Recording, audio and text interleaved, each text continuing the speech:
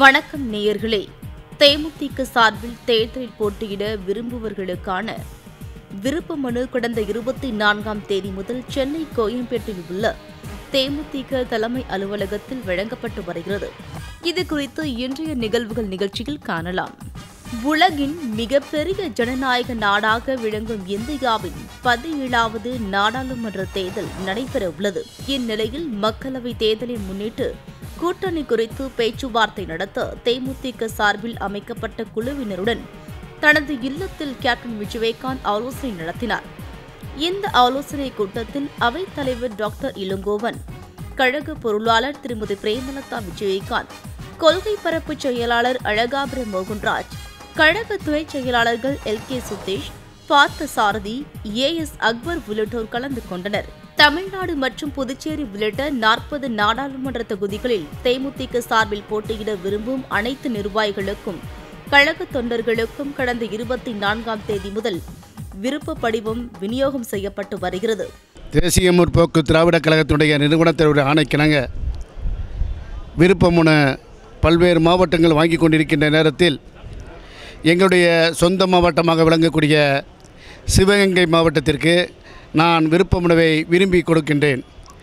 Captain அவர்கள் எந்த தொகுதியில் அவர்கள் எந்த முடிவை எடுத்தாலும், எந்த கூட்டணிக்கு அவர்கள் விரும்பி எடுத்தாலும் அந்த கூட்டணிக்கு கட்டுப்பட்டு கேப்டனுடைய விருப்பத்திற்கு இணங்க நாங்கள் தொகுதியில் போட்டியிட விரும்புகின்றோம் என்ற விருப்ப மனுவை நாங்கள் இன்று அளிக்க தலைமை கழகத்திற்கு நாங்கள் வருகை புரிந்துள்ளோம். கேப்டன் எந்த முடிவை எடுத்தாலும் அந்த கேப்டன் எடுக்கின்ற முடிவுக்கு நாங்கள் கட்டுப்படுவோம் என்பதை தெரிவித்துக் கொள்ள கடமைப்பட்டிருக்கின்றேன். தேசிய முற்போக்கு திராவிட கழகத்தின் நிறுவன தலைவர் கேப்டன் அவர்களுடைய ஆணைக்கிணங்க இன்றைய தினம் விருப்ப மனு அளிப்பதற்காக வந்திருக்கிறோம்.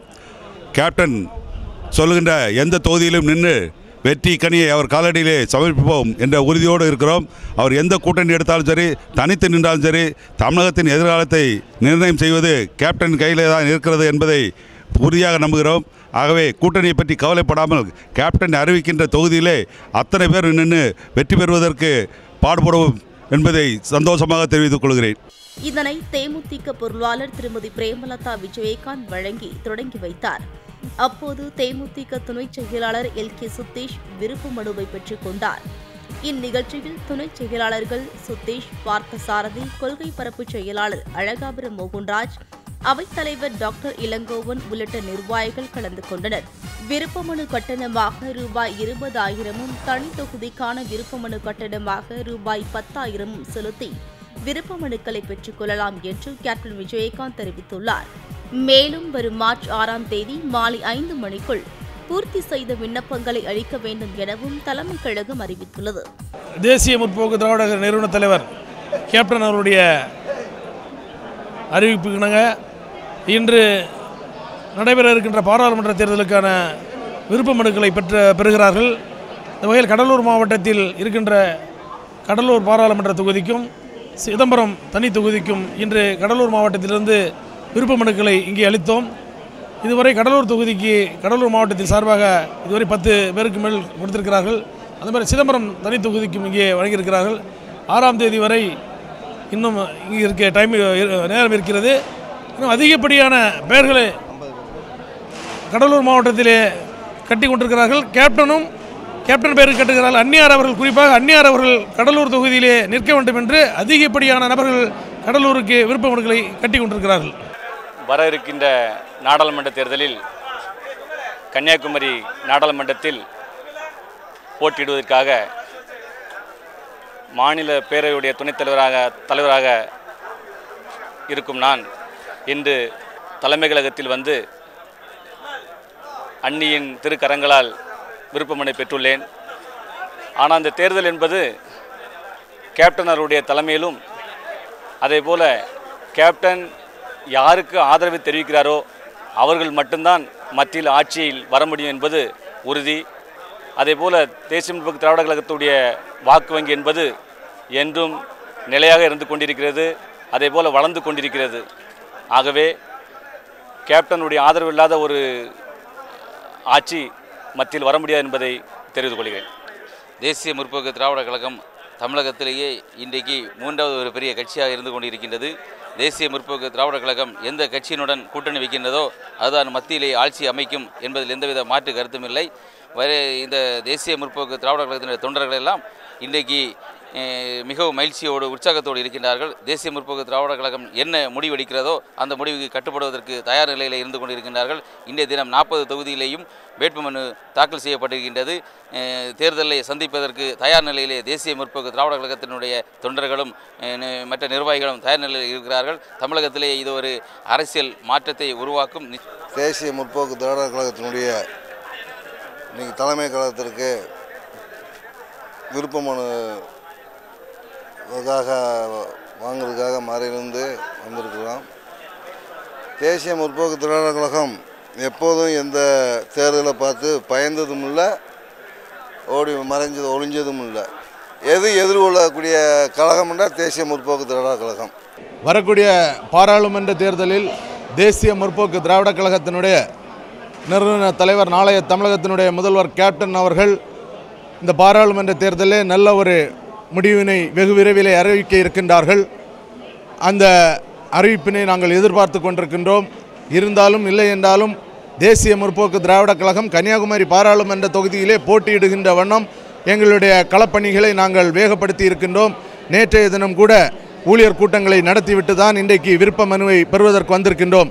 நிச்சயம் கன்னியாகுமரி பாராளுமன்ற தொகுதியிலே தேசிய முற்போக்கு திராவிடர் கழகத்தினுடைய தலைவர் கேப்டன் அவர்களுடைய முரசு ஒலிக்கும் என்பதை நான் சொல்லிக்கொள்ள கடமைப்பட்டிருக்கிறேன். நன்றி. புரட்சி கலைஞர் கேப்டனின் சொந்த மண் மதுரை.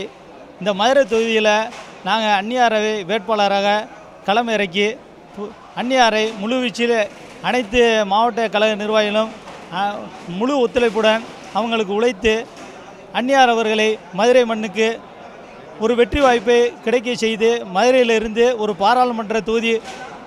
பாராளுமன்ற வேட்பாளராக டெல்லிக்கு அனுப்பி வைப்போம் என்று இந்த மதுரை மண்ணின் சார்பாக உறுதி கூறுகிறோம். வருகின்ற பாராளுமன்ற தேர்தலுக்கு உண்டான விண்ணப்ப படிவங்களை இன்று தலைமை கழகத்திலே பெற்றிருக்கின்றோம். திருப்பூர் மாவட்டத்திலிருந்து திருப்பூர் பாராளுமன்றத்திற்கு 10க்கும் மேற்பட்டவர்கள் இன்று விண்ணப்பம் செய்துள்ளனர். தலைவர்கள் என்ன ஆணையிட்டாலும் எங்களுடைய திருப்பூர் மாவட்டத்திலே வருகக்கூடிய 5 பாராளுமன்ற தொகுதிகளிலும் போட்டியிட 50க்கும் மேற்பட்டவர்கள் தயாராக உள்ளனர். நிச்சயமாக கேப்டன் அவர்களுடைய லட்சியம் வெல்வது நிச்சயம். நாடாளுமன்ற தேர்தல் நெருங்கி வரும் நிலையில் அரசியல் கட்சிகள் கூட்டணி தொடர்பான பேச்சுவார்த்தையில் தீவிரம் காட்டி வருகின்றனர். இந்நிலையில் தேமுதிக தலைவர் கேப்டன் விஜயகாந்துடன் கூட்டணி குறித்து பேச்சுவார்த்தை நடத்த திமுக, பாமக, காங்கிரஸ் என பல்வேறு கட்சி தலைவர்கள் கேப்டன் இல்லம் நோக்கி வருவதால் சாலை கிராமம் எப்போதும் பரபரப்பாகவே காணப்படுகிறது. கடந்த சில மாதங்களாக உடல்நலக் குறைவு காரணமாக கேப்டன் விஜயகாந்த் அமெரிக்காவில் சிகிச்சை பெற்று வந்தார்.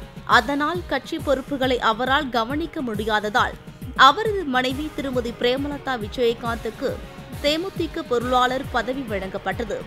மேலும் கேப்டனின் மூத்த மகன் விஜய பிரபாகரனும் அவ்வப்போது கட்சி நிகழ்ச்சிகளில் பங்கேற்று உரையாற்றி வந்தார். இந்நிலையில் கேப்டன் அவர்கள் அமெரிக்காவில் இருந்தபடியே கிறிஸ்துமஸ், புத்தாண்டு, திருமண நாளை கொண்டாட புகைப்படங்கள் அவ்வப்போது வெளியிட்டு வந்தார்.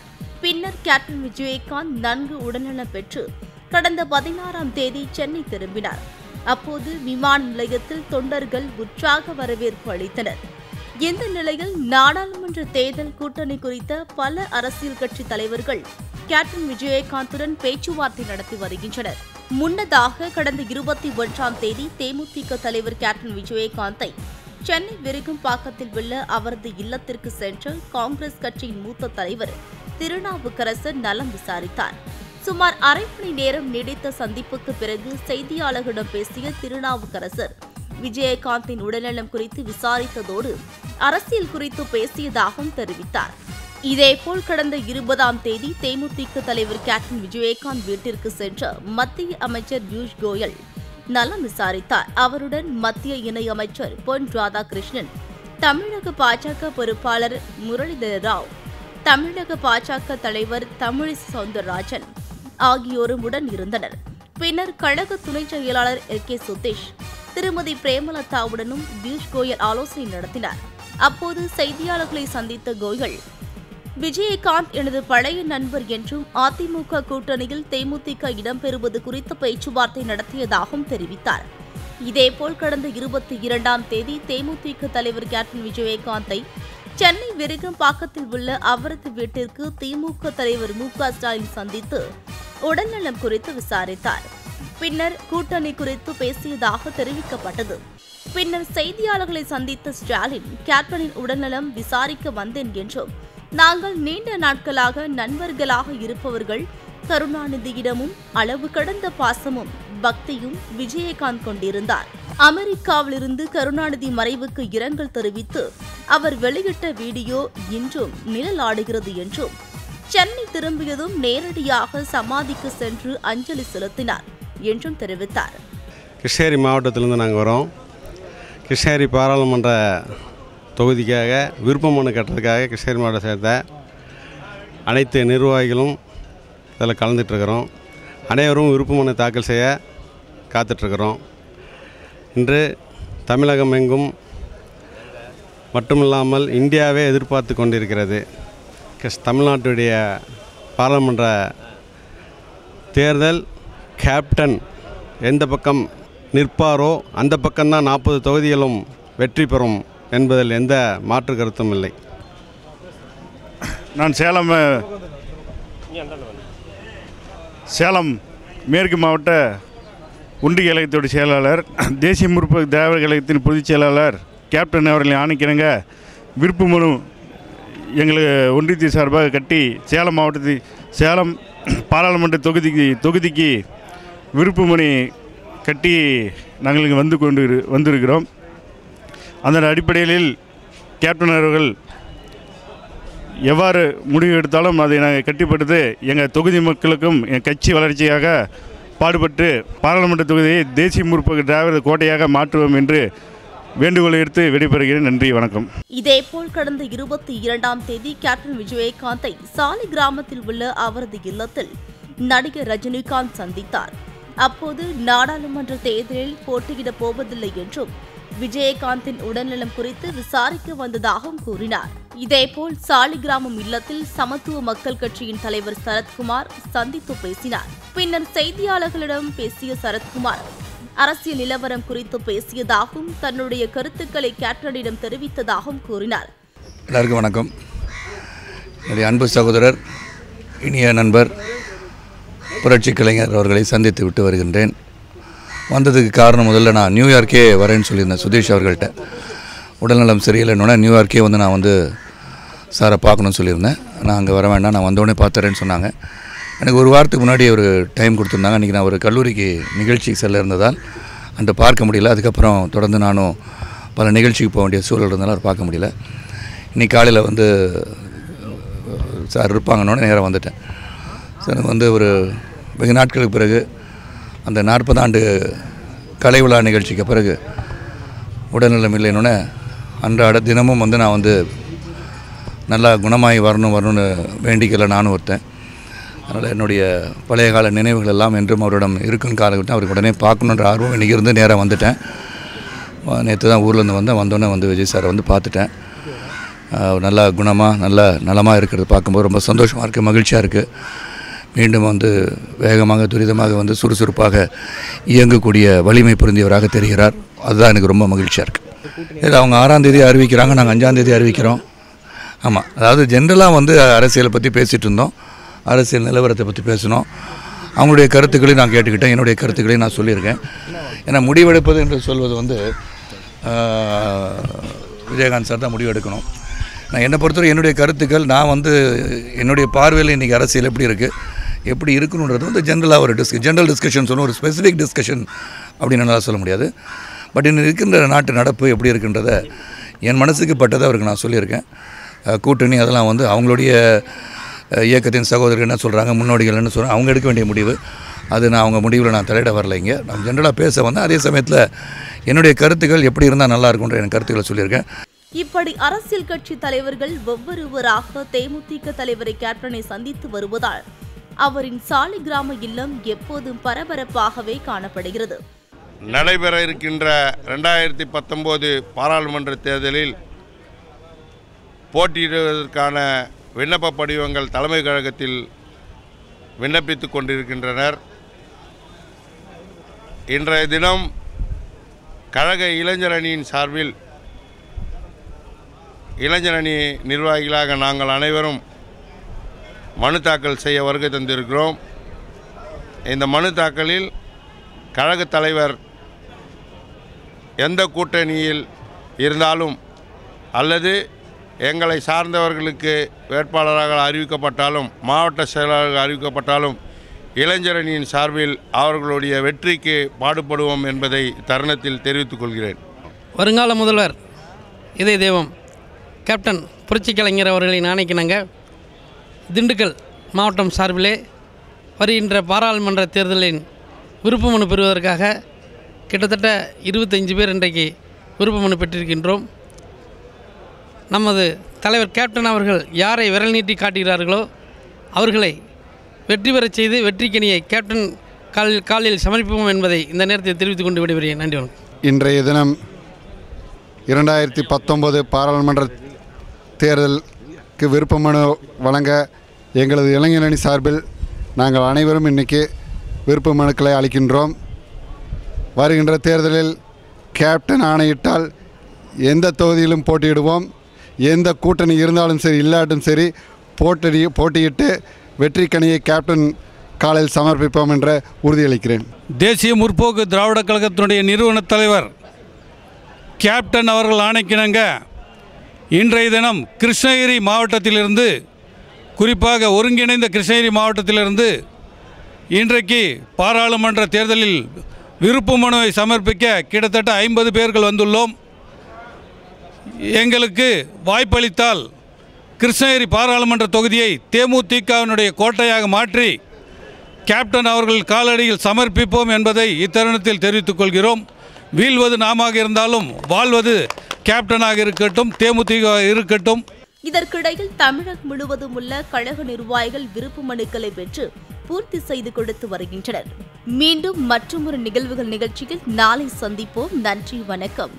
நிகழ்வுகள் குறித்தான உங்கள் கருத்துக்களை அனுப்ப வேண்டிய முகவரி நிகழ்வுகள் கேப்டன் டிவி, தபால் பெட்டி எண் 5, வானகரம், சென்னை 95.